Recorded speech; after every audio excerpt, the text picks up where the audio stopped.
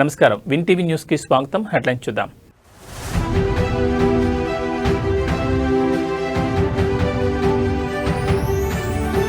రాజమండ్రి వద్ద ఘోర ప్రమాదం, 3 బస్సులు ధ్వంసం.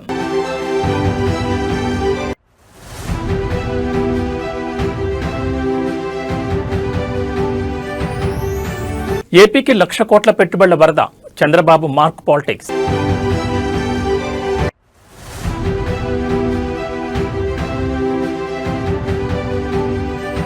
సిట్ విచారణకు హరీష్ రావు, తెలంగాణ రాజకీయాల్లో హిట్.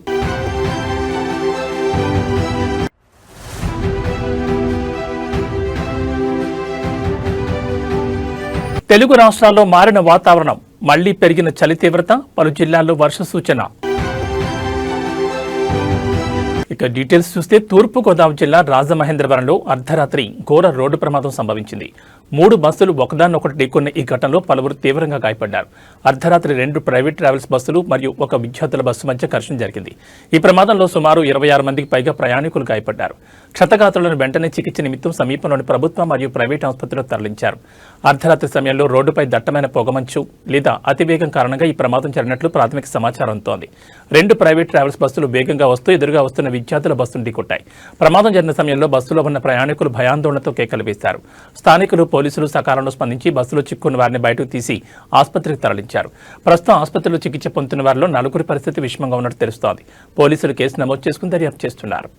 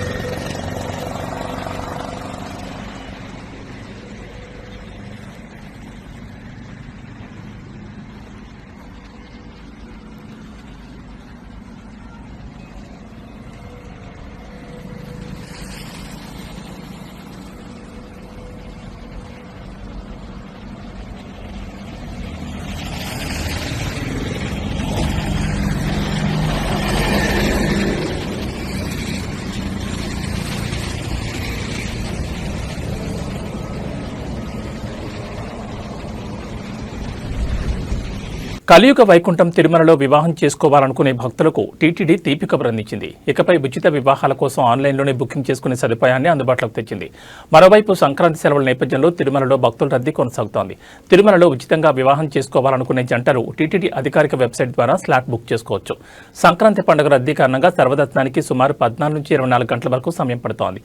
వైకుంఠం క్యూ కాంప్లెక్స్లోని అన్ని కంపార్ట్మెంట్లు భక్తులతో నిండిపోయాయి. శ్రీవారి సన్నిధిలో ఒక్కటవ్వాలనుకునే పేద మరియు మధ్యతరగతి భక్తుల కోసం టీటీడీ కళ్యాణ వేదిక ద్వారా ఉచిత వివాహాలు నిర్వహిస్తోంది. ఇప్పటి వరకు దీనికోసం నేరుగా వచ్చి నమోదు చేసుకోవాల్సి ఉండగా ఇప్పుడు భక్తుల సౌకర్యార్థం వెబ్సైట్లో ఆన్లైన్ బుకింగ్ సౌకర్యాన్ని ప్రారంభించారు. వివాహం చేసుకునే వధూవరులు తమ ఆధార్ కార్డులు, తల్లిదండ్రుల వివరాలతో పాటు వయసు ధృవీకరణ పత్రాలను అప్లోడ్ చేయాల్సి ఉంటుంది. వివాహం తర్వాత దంపతులతో పాటు వారి తల్లిదండ్రులకు ఉచితంగా శ్రీవారి దర్శనం మరియు లడ్డూ ప్రసాదం కూడా అందజేస్తారు. అయితే సంక్రాంతి సెలవులు ముగింపు దశలో ఉండడంతో తిరుమలకు భక్తులు పోటెత్తారు. సాధారణ భక్తులకు సర్వదర్శనం కోసం వేచి ఉండే సమయం క్రమంగా పెరుగుతోంది.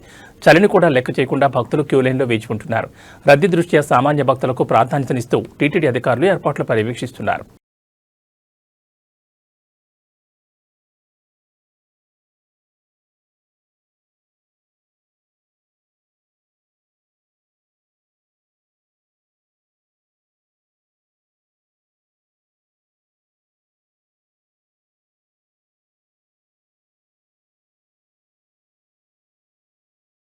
ఆంధ్రప్రదేశ్ను పెట్టుబడుల హబ్గా మార్చడమే లక్ష్యంగా ముఖ్యమంత్రి చంద్రబాబు నాయుడు దూసుకుపోతున్నారు. తాజాగా రాష్ట్రంలో 1,00,000 కోట్ల భారీ పెట్టుబడులకు రంగం సిద్ధమైంది. గూగుల్, ఐబీఎం వంటి దిగ్గజ సంస్థలతో ప్రభుత్వం జరిపిన చర్చలు ఫలించడంతో రాష్ట్ర ఆర్థిక ముఖచిత్రం మారబోతోంది. ఏపీ కేబినెట్ సుమారు 1,00,000 కోట్ల విలువైన పెట్టుబడి ప్రతిపాదనలకు ఆమోదం తెలిపింది. రాష్ట్రాన్ని దేశంలోనే ప్రధాన లాజిస్టిక్ హబ్గా మార్చేందుకు ఏపీ లాజిస్టిక్స్ ఇన్ఫ్రాస్ట్రక్చర్ కార్పొరేషన్ ఏర్పాటుకు గ్రీన్ సిగ్నల్ లభించింది. గూగుల్ భారీ డేటా సెంటర్, ఐబీఎంతో కలిసి అమరావతిలో క్వాంటమ్ కంప్యూటింగ్ సెంటర్ ఏర్పాటుకు ముందడుగు పడింది. ముఖ్యమంత్రి ముఖ్యమంత్రి Chandrababu Naidu speed of doing business నినాదంతో పారిశ్రామికవేత్తలను ఆకర్షిస్తున్నారు. విశాఖపట్నంలో గూగుల్ సంస్థ సుమారు 88,000 కోట్లతో ఏఐ డేటా హబ్ని ఏర్పాటు చేయనుంది. దీనివల్ల వేలాది మంది యువతకు ఉపాధి లభించనుంది. మరోవైపు దావోస్ పర్యటనలో భాగంగా ఐబీఎం చైర్మన్తో భేటీ అయిన ముఖ్యమంత్రి రాష్ట్రంలో క్వాంటమ్ టెక్నాలజీ అభివృద్ధికి సహకరించాలని కోరారు. రాష్ట్రంలోని 1,053 కిలోమీటర్ల సుదీర్ఘ తీర ప్రాంతాన్ని వాడుకుంటూ వాడరేవులు, విమానాశ్రయాలను అనుసంధానం చేస్తూ భారీ లాజిస్టిక్ పార్కులు ఏర్పాటు చేయబోతున్నారు. అనంతపురం, కర్నూలు, బాపట్ల వంటి జిల్లాల్లో కొత్త పారిశ్రామిక జోన్ల ద్వారా లక్షలాది ఉద్యోగాలు సృష్టించే లక్ష్యంగా ప్రభుత్వం కార్యాచరణ రూపొందించింది.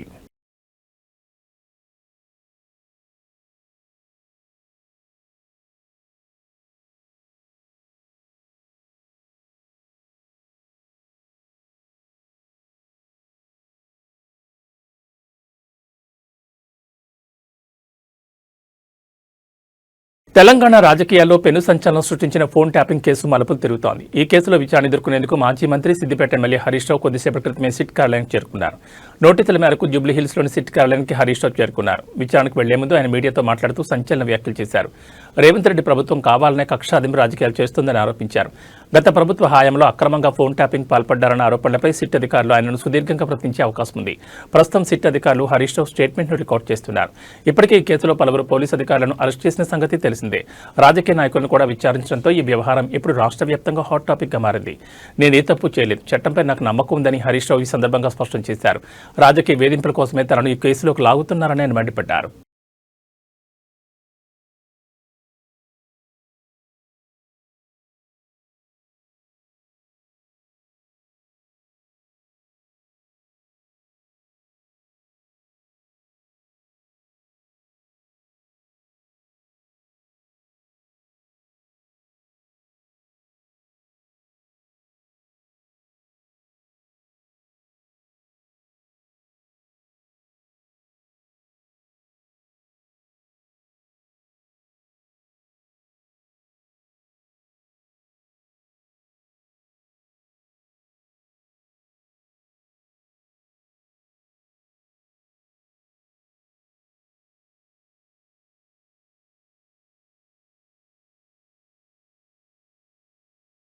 పంట పెట్టుబడి సాయం విషయంలో అన్నదాతలకు తెలంగాణలో నిరాశ ఎదురయ్యేలా కనిపిస్తోంది. కాంగ్రెస్ ప్రభుత్వం ప్రతిష్టాత్మకంగా ప్రకటించిన రైతు భరోసా అమలుపై ప్రస్తుతం సందిగ్ధం నెలకొంది. వచ్చే ఏడాది మార్చి వరకు ఈ సాయం అందడం కష్టమేనని ప్రభుత్వ వర్గాల నుంచి అందుతున్న సమాచారం ఇప్పుడు రాష్ట్ర వ్యాప్తంగా చర్చనీయాంశంగా మారింది. రైతు భరోసాకు సంబంధించి ఎవరికి ఇవ్వాలి, ఎవరికి కోత విధించాలి అనే మార్గదర్శకాలను ఖరారు చేయడంలో కేబినెట్ సబ్ కమిటీ కసరత్తు ఇంకా కొనసాగుతూనే ఉంది. భారీగా అవసరమైన నిధులను సర్దుబాటు చేయడం ప్రభుత్వానికి సవాలుగా మారింది.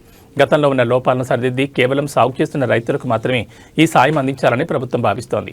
దీనివల్ల లబ్ధిదారుల జాబితా తయారీకి సమయం పడుతోంది. సాధారణంగా వానాకాలం లేదా యాసంగ సీజన్ ప్రారంభంలోనే పెట్టుబడి సాయం అందాలి. కానీ ఇప్పుడు మార్చి వరకు గడువు పొడిగించబడే అవకాశం ఉండడంతో పెట్టుబడుల కోసం అప్పులు చేయక తప్పదని రైతులు ఆవేదన వ్యక్తం చేస్తున్నారు. ప్రతి ఎకరాకు 15,000 ఇస్తామని హామీ ఎప్పుడు నెరవేరుతుందా అని రైతాంగం కళ్లల్లో బొత్తులు వేసుకుని ఎదురుచూస్తోంది. ప్రభుత్వం ఈ పథకానికి సంబంధించి త్వరలోనే కొత్త పోర్టల్ను ప్రారంభించే అవకాశం ఉంది.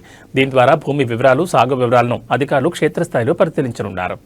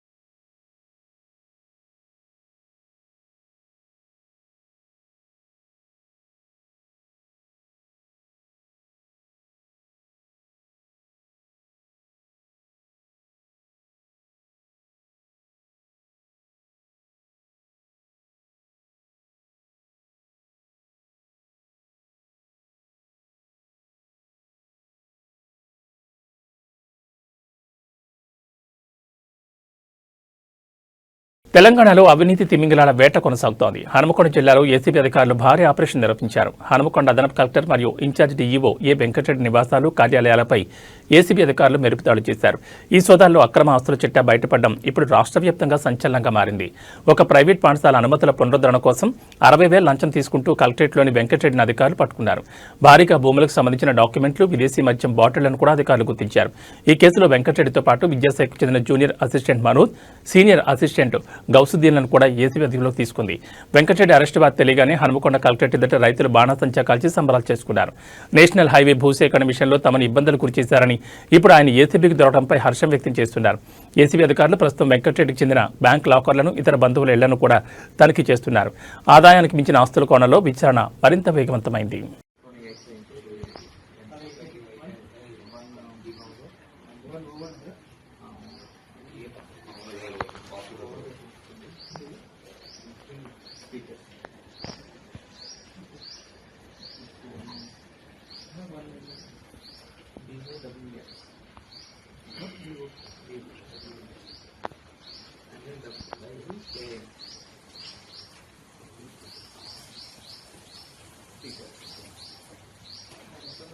అంతరిక్ష పరిశోధనల చరిత్రలో ఒక అద్భుతమైన అధ్యాయం ముగిసింది. దశాబ్దాల పాటు నింగిలో విహరించి నారీ శక్తికి నిలువుటద్దంగా నిలిచిన భారత సంతతి వ్యోమగామి సునీత విలియమ్స్ తన సుదీర్ఘ అంతరిక్ష ప్రయాణానికి స్వస్తి పలికారు. సుమారు 27 ఏళ్ల పాటు నాసాలో విశేష సేవలందించిన ఆమె నేడు పదవి విరమణ చేస్తున్నట్లు ప్రకటించి ప్రపంచవ్యాప్త అభిమానులను భావోద్వేగానికి గురిచేశారు. తన 27 ఏళ్ల కెరీర్లో సునీత విలియమ్స్ అసాధారణ విజయాలు నమోదు చేశారు. అత్యధిక సార్లు స్పేస్ వాక్ చేసిన మహిళగా ఒకప్పుడు ఆమె ప్రపంచ రికార్డు సృష్టించారు. ఆమె మొత్తం 7 సార్లు స్పేస్ వాక్ చేశారు. అంతరిక్షంలో అత్యధిక రోజులు గడిపిన మహిళా వ్యోమగాముల్లో ఒకరిగా ఆమె చరిత్ర సృష్టించారు. తన ప్రతి ప్రయాణంలోనూ భగవద్గీతను, సమోసాలను వెంట తీసుకెళ్లి తన భారతీయ మూలాలను గర్వంగా చాటారు. ఆమె తన చివరి మిషన్లో భాగంగా బోయింగ్ స్టార్లైనర్ నౌక ద్వారా అంతర్జాతీయ అంతరిక్ష కేంద్రానికి వెళ్లారు. సాంకేతిక లోపాల వల్ల ఆమె అక్కడ అనుకున్న దానికంటే ఎక్కువ కాలం గడపాల్సి వచ్చినప్పటికీ మొక్కబోని ధైర్యంతో ఆ సవాళ్లను ఎదుర్కొన్నారు. నేడు భూమికి తిరిగి వచ్చిన అనంతరం తన విశ్రాంత జీవితాన్ని ప్రకటించారు.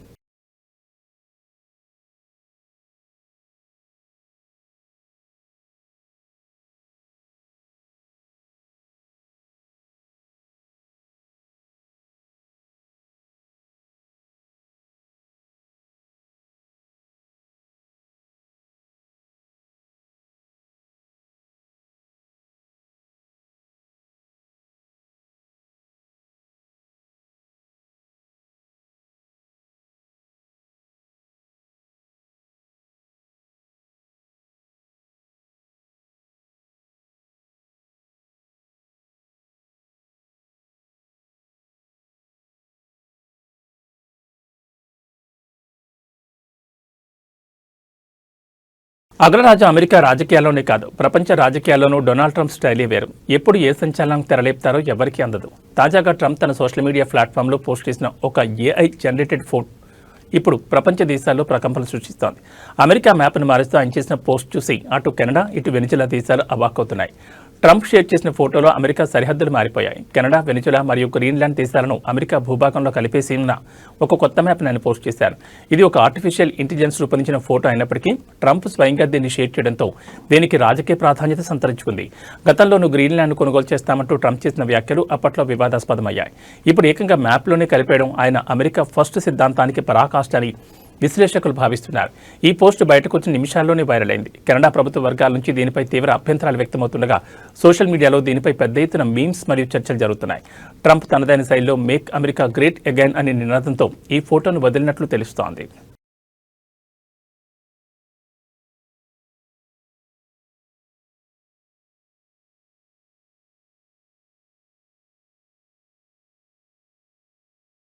భారతీయ స్టాక్ మార్కెట్ చరిత్రలోని అతిపెద్ద ఐపీఓకు రంగం సిద్ధమైంది. అపర కుబేరుడు ముఖేష్ అంబానీ నేతృత్వంలోని రిలయన్స్ జియో పబ్లిక్ ఇష్యూకు రాబోతోంది. సుమారు 37,000 కోట్ల నిధుల సమీకరణ లక్ష్యంగా రాబోతున్న ఈ మదర్ ఆఫ్ ఆల్ ఐపీఓ కోసం ఇన్వెస్టర్లు కళ్ళు కాయలు కాచాలు ఎదురుచూస్తున్నారు.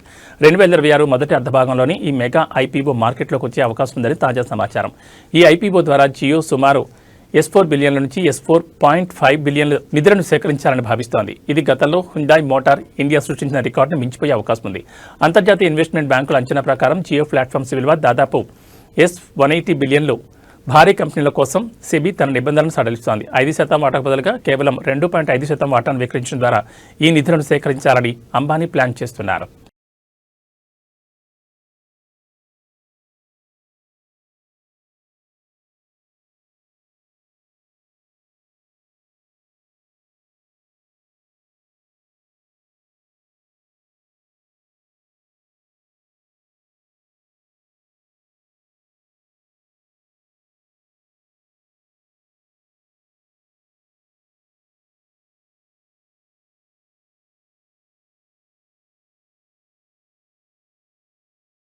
టాలీవుడ్ సూపర్ స్టార్ మహేష్ బాబు అభిమానులు 1000 కడతో ఎదురుచూస్తున్న ఆ క్షణం వచ్చేసింది. దర్శక దిగ్గజం ఎస్ఎస్ రాజమౌళి దర్శకత్వంలో తెరకెక్కుతున్న భారీ యాక్షన్ అడ్వెంచర్ మూవీ గురించి నెట్టింట ఒక క్రేజీ అప్డేట్ వైరల్ అవుతోంది.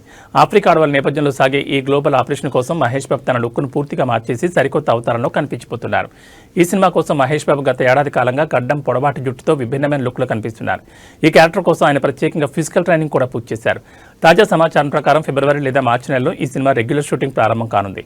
మొదటి షెడ్యూల్ను జర్మనీ లేదా ఆఫ్రికాలోని అడవుల్లో ప్లాన్ చేస్తున్నట్లు సమాచారం. ఆస్కార్ విజేత ఎంఎం కీరవాణి సంగీతం అందిస్తుండగా పిఎస్ వినోద్ సినిమాటోగ్రఫీ బాధ్యతలు చేపట్టున్నారు. దాదాపు 800 కోట్ల నుంచి 1000 కోట్ల భారీ బడ్జెట్తో హాలీవుడ్ ప్రమాణాలకు ఏమాత్రం తగ్గకుండా ఈ సినిమాను రూపొందిస్తున్నారు.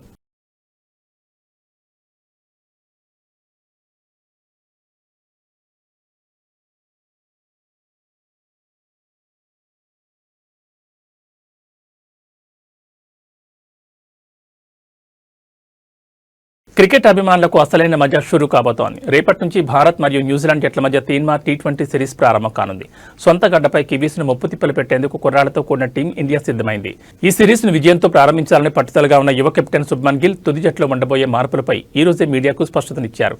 శుభ్మన్ గిల్తో పాటు మరో యువ సంచలనం అభిషేక్ శర్మ ఇన్నింగ్స్ను ఆరంభించే అవకాశం ఉంది. తనతో పాటు యశస్వి జైస్వాల్ కూడా అందుబాటులో ఉండడంతో ఓపెనింగ్ స్థానంపై గిల్ ఆసక్తికర వ్యాఖ్యలు చేశారు. పేస్ గుర్రాలు రవి బిష్ణోయ్ మరియు హర్షదీప్ సింగ్లు ప్రధాన అస్త్రాలుగా బరిలోకి దిగనున్నారు. పిచ్ కండిషన్ బట్టి ఎక్స్ట్రా స్పిన్నర్ అవసరమా అనే దానిపై రేపు ఉదయం నిర్ణయం తీసుకుంటామని గిల్ తెలిపారు. సంజు శాంసన్ మరియు రింకు సింగ్ ఫినిషనర్లుగా తమ పాత్రను సమర్థవంతంగా పోషిస్తారని కెప్టెన్ ఆశాభావం వ్యక్తం చేశారు. న్యూజిలాండ్ జట్లో కూడా మార్క్ చాప్మన్, గ్లెన్ ఫిలిప్స్ వంటి ప్రమాదకర బ్యాటర్లు ఉండడంతో రేపటి మ్యాచ్ హోరాహోరీగా సాగడం ఖాయంగా కనిపిస్తోంది. గిల్ కెప్టెన్సీలో ఈ కుర్ర జట్టు కివీస్ కోటాను ఎలా బద్దలు కొడుతుందో చూడాలి మరి.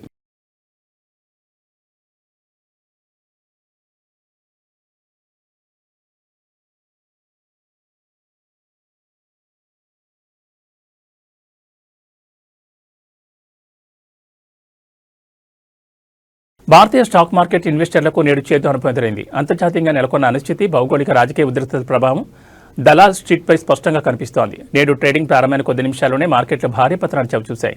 సెన్సెక్స్ ఏకంగా 1.2% కుప్పకూలి ఇన్వెస్టర్ల సంపదను ఆవిరి చేసింది. సెన్సెక్స్ దాదాపు 800 పాయింట్ల పైగా నష్టపోయి కీలక స్థాయిలో దిగువన ట్రేడ్ అవుతోంది. నిఫ్టీ కూడా 200 పాయింట్ల పైగా నష్టపోతూ 24,000 మార్కు దిగువకు చేరుకుంది.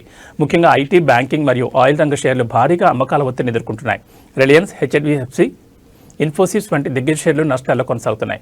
అమెరికా మార్కెట్లలో నిన్న చోటు చేసుకున్న పతనం ఆసియా మార్కెట్లపై తీవ్ర ప్రభావం చూపింది. ఫెడరల్ రిజర్వ్ నిర్ణయాల నేపథ్యంలో విదేశీ ఇన్వెస్టర్లు భారత్ వంటి ఎమర్జింగ్ మార్కెట్ల నుంచి నిధులను వెనక్కి తీసుకోవడం, అంతర్జాతీయ మార్కెట్లో క్రూడ్ ఆయిల్ ధరలు పెరగడం రూపాయి విలువపై ఒత్తిడిని పెంచుతోంది.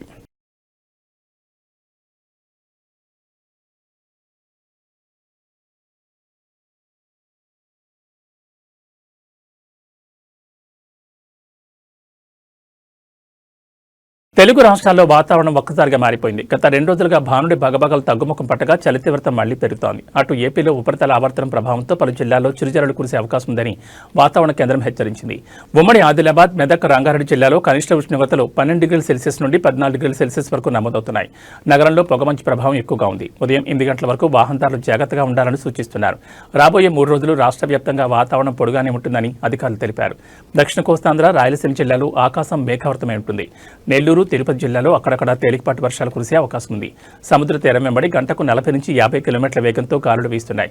మత్స్యకారులు వేటకు వెళ్లొద్దని హెచ్చరికలు జారీ చేశారు అధికారులు. చలిగాలి తీవ్రత పెరుగుతున్నందున చిన్నపిల్లలు, వృద్ధులు తగిన జాగ్రత్తలు తీసుకోవాలని, ముఖ్యంగా శ్వాసకోశ సమస్యలు ఉన్నవారు బయటకు వచ్చేటప్పుడు మాస్కులు ధరించాలని వైద్యులు సూచిస్తున్నారు.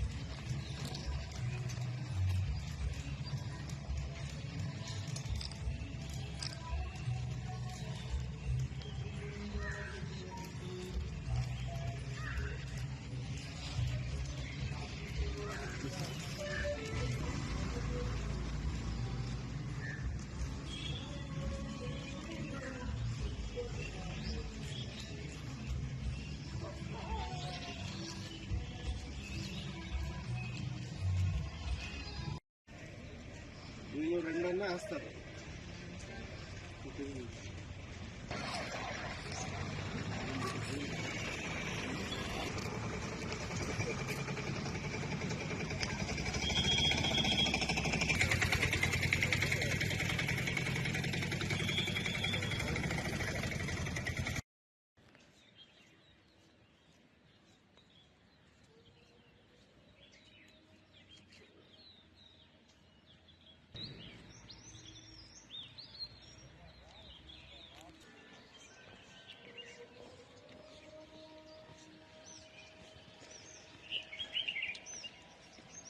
ఏబీ బులెటిన్ విశేషాలు. నమస్కారం.